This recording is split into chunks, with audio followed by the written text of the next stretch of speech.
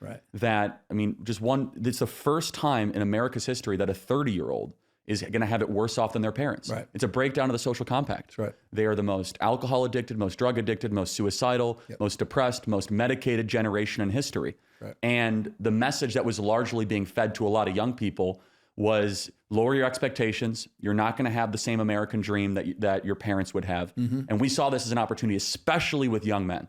And again, this got ridiculed a lot by the press that, oh, you know, they're creating this manosphere thing. Look, they're half of the population and necessary for any society and civilization to succeed, which is to have both strong men and strong women. Yeah. And we went about that in a very unique and creative way. And again, the president became a cultural phenomenon, where no matter what you threw at this guy, he rose above it. And you would even have to give him credit. I mean, facing 700 years in federal prison, you know, states tried to kick him off the ballot. I know you spoke out against it, but California did have a faction that tried to kick him off the ballot, right? That's right. And despite all of that, of course, being shot, and that was kind of the crescendo of all of it, he kind of became this figure of an American comeback story.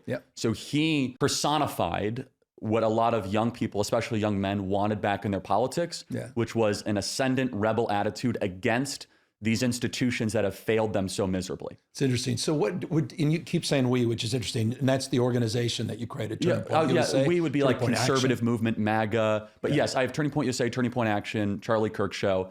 But when I'm saying we, I mean more specifically kind of those of us that saw this political moment 3 or 4 years ago. Right. But you were at this even before then.